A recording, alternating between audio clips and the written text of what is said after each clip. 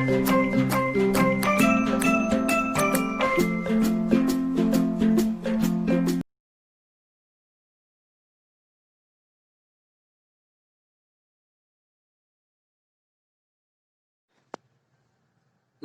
दोस्तों, कैसे हैं आप लोग। मैं हूं आपका दोस्त डॉक्टर आचार्य चंदन साही। दोस्तों, इस वीडियो में हम आज बात करेंगे हेपेटाइटिस बी का आयुर्वेदिक इलाज। यानी इस वीडियो में हम हेपेटाइटिस बी का आयुर्वेदिक इलाज क्या है इसके बारे में हम चर्चा करेंगे। दोस्तों, सबसे पहले हम बात करते हैं हेपेटाइटिस बी होता क्या है। दोस्तों, हेपेटाइटिस बी एक लीवर से संबंधित रोग है जिसमें हमारा लीवर बहुत ज्यादा संक्रमित हो जाता है और हमारे बॉडी के अंदर और यानी हमारे ब्लड के अंदर बहुत सारा वायरस घर कर लेते हैं, जिसके चलते हमारे शरीर में बहुत सारी परेशानियां का सामना हमें करना पड़ता है। जैसे हमारा मल सफेद होने लगता है, हमें काफी थकावट महसूस होती है, कभी कभी हमें थोड़ा सा बुखार भी महसूस होता है, हमारा शरीर दिन पर दिन गिरता जाता है, हम कमजोर होते जाते हैं, कभी कभी उल्टी होने लगता है और हमारा शरीर और आंख पीला पड़ जाता है। तो ये सारे हेपेटाइटिस बी के लक्षण थे। और दोस्तों, अब हम ये जानेंगे हेपेटाइटिस कितने तरह का होता है। तो हेपेटाइटिस 5 तरह का होता है। Hepatitis A, hepatitis B, hepatitis C, hepatitis D और hepatitis E. Hepatitis A virus के चलते होता है, बी वायरस के चलते होता है, सी वायरस के चलते होता है, डी वायरस के चलते होता है, ई वायरस के चलते होता है। लेकिन दोस्तों, कभी कभी ऐसा भी देखा गया है हेपेटाइटिस कुछ बैक्टीरिया के संक्रमण के चलते भी होता है और कुछ दवाइयां हैं जिसके साइड इफेक्ट के चलते भी हेपेटाइटिस सुना गया है जो हो जाता है। अब हम बात करेंगे हेपेटाइटिस ए और हेपेटाइटिस ई। ये दोनों जो है आपको गंदा भोजन से और गंदा पानी पीने के चलते होता है। और हेपेटाइटिस बी, सी और डी ये संक्रमित व्यक्ति के संपर्क में आने से होता है। हमें किसी भी संक्रमित व्यक्ति जिसको हेपेटाइटिस बी और सी है उसका ना तो रेजर यूज करना चाहिए, उसका कोई भी चीज यूज नहीं करना चाहिए, क्योंकि उसके साथ कांटेक्ट में रहने पर किसी भी आदमी को हेपेटाइटिस बी और सी हो सकता है। दोस्तों, इसका इलाज तो अभी फिलहाल तो पूरा आया नहीं है, लेकिन बहुत ही जल्द इसका इलाज आने वाला है। लेकिन अभी इसका ऐसा दवा आ गया है जिसके चलते ये पूरी तरह कंट्रोल हो जाता है। दोस्तों, आपको याद होगा अमिताभ बच्चन साहब हमारे बॉलीवुड के सबसे महान एक्टर हैं, सुपरस्टार हैं, उनको भी हेपेटाइटिस बी है। मैं बताना चाहूंगा जब उनको जब हेपेटाइटिस हुआ था तो उनको पता नहीं था। आपको ध्यान होगा कुली शूटिंग के दौरान 26 जुलाई 1982 को उनको चोट लगी और फिर अस्पताल में जब भर्ती हुए तो उनको ब्लड की जरूरत थी और उनको ब्लड संक्रमित व्यक्ति को चढ़ा दिया गया जिसको हेपेटाइटिस बी था और उनको ये चीज पता नहीं चला, जिसके चलते उनका लीवर 80% अब काम करना बंद कर दिया है। तो जब उनको पता चला तो उनका लीवर काफी डैमेज हो चुका था और वर्तमान में उनका 80% लीवर काम करना बंद कर दिया है। फिर भी वो स्वस्थ हैं, ठीक है, परहेज कर रहे हैं और दवाइयां ले रहे हैं समय पे। साथ ही साथ आपको जानकर आश्चर्य होगा उनको टीबी की भी बीमारी है अमिताभ बच्चन साहब, फिर भी वो ठीक है। तो इसीलिए कोई भी भ्रांति या कोई भी डर ना पालें जिसका इलाज नहीं है, और ये ना सोचे जो वो लोग बहुत पैसे वाले हैं तो ठीक हो गए। नहीं, उन्होंने परहेज किया है और दवा समय पे लिया है जिसके चलते उनका हेपेटाइटिस ठीक है। चूंकि हम इस वीडियो में आयुर्वेदिक ट्रीटमेंट की बात करेंगे तो सबसे पहले हम जानेंगे जो कौन कौन सी दवाइयां हैं जो हेपेटाइटिस बी में यूज हो रहा है और वो बंदा ठीक हो रहा है।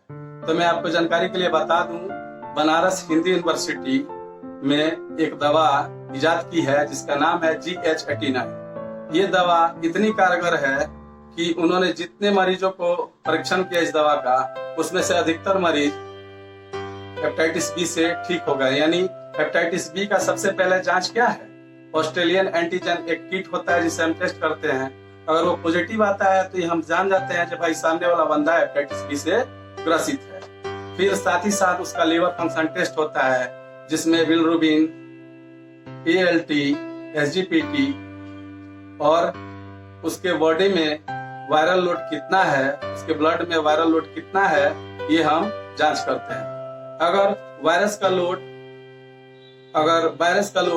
10,000 यानी 10,000 IU पर ml यानी इंटरनेशनल यूनिट पर ml आता है तो वो बंदा जल्दी ही ठीक होने लगता है और ठीक हो जाता है। लेकिन जब ये वायरस का लोड 10,000 से ज्यादा ऊपर आने लगता है तो चिंता का विषय हो जाता है। तो हमें समय पे इसका ट्रीटमेंट और परहेज करना चाहिए और हमें जो भी लीवर के स्पेशलिस्ट डॉक्टर हैं उनसे यथाशीघ्र मिलकर उसका इलाज करवाना चाहिए।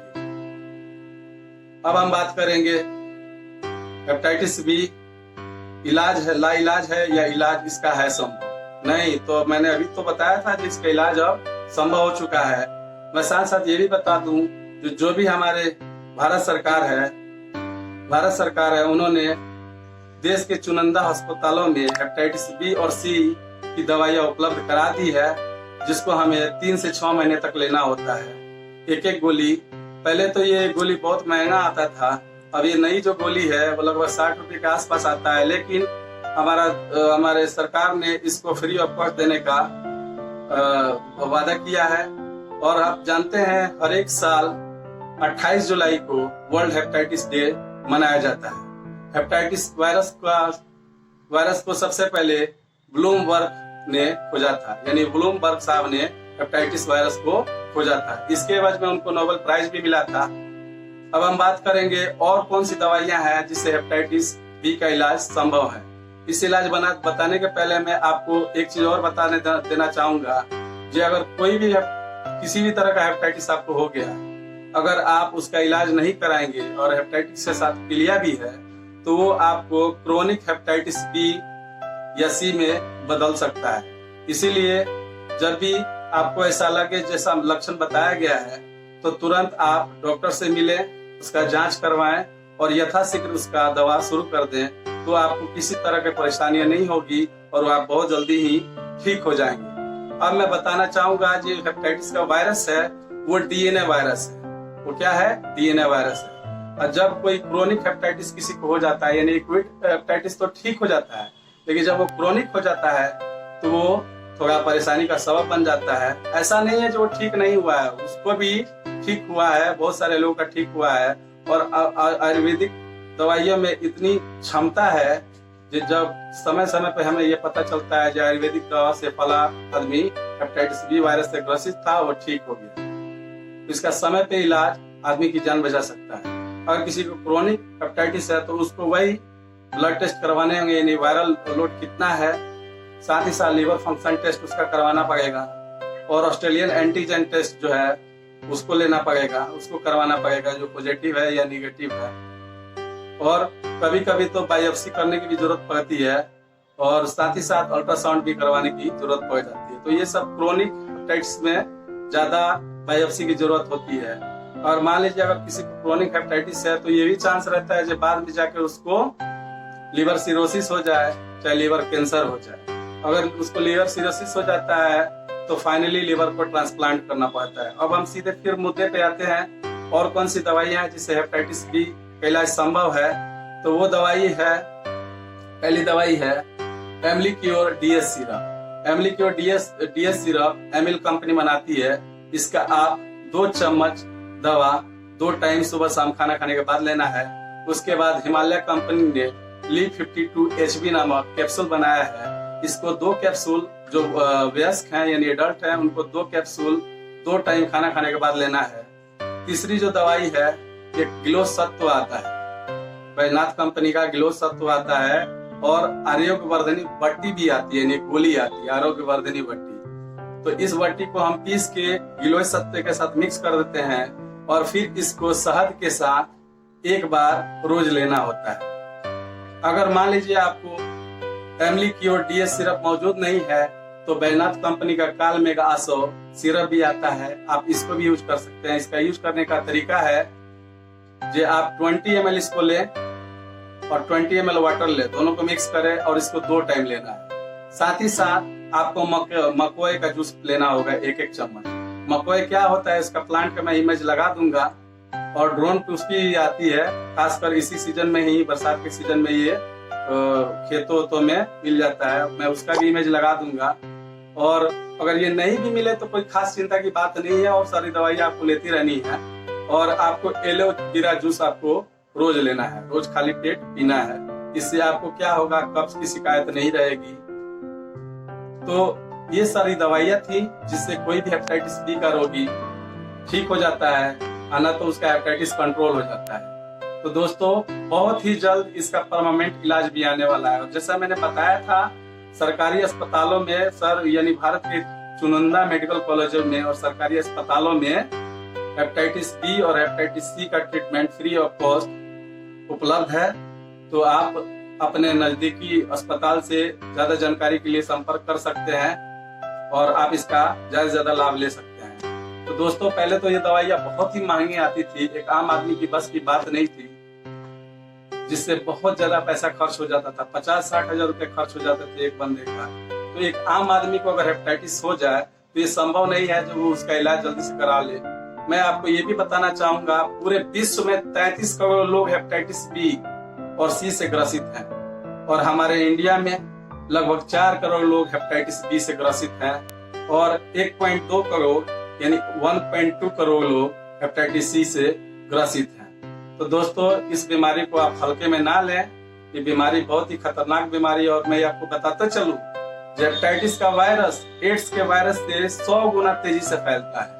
अगर किसी बंदे को एड्स का होने का खतरा अगर 1% है तो उसको हेपेटाइटिस बी होने का खतरा 100% 100 गुना है। इसीलिए आप इस चीज को सीरियस लें और ऐसा कोई भी कॉम्प्लिकेशन आप फील कर रहे हो तो आप जल्दी से जल्दी डॉक्टर से मिलें और उनसे इसका सलाह लें। Thank you very much. ये था वीडियो हेपेटाइटिस बी का। दोस्तों तो ये था हेपेटाइटिस बी का आयुर्वेदिक इलाज। दोस्तों मुझे आशा है ये वीडियो आपको पसंद आया है। प्लीज इस वीडियो को लाइक करें, सब्सक्राइब करें। अगर आपने चैनल को सब्सक्राइब नहीं किया है तो जल्द से जल्द इसको सब्सक्राइब करें, शेयर करें और हाँ, इस वीडियो पे ज्यादा से ज्यादा कमेंट करें कि आपको ये वीडियो कैसा लगा। तो मिलते हैं अगले वीडियो में। अगले वीडियो में हम ये देखेंगे हेपेटाइटिस बी से ग्रसित कोई व्यक्ति विवाह कर सकता है कि नहीं कर सकता है। अगर कर सकता है तो उसको उसके पार्टनर को ऐसा क्या इलाज करवाना पड़ेगा जिससे उसका पार्टनर हेपेटाइटिस बी से संक्रमित नहीं होगा तथा उसके बाल बच्चे भी, होने वाले बच्चे भी संक्रमित नहीं होंगे। तो मिलते हैं अगले वीडियो में। बने रहिए, स्वस्थ रहें चैनल के साथ और हाँ, इसको ज्यादा से ज्यादा सब्सक्राइब करें, शेयर करें। Thank you very much. God bless you all.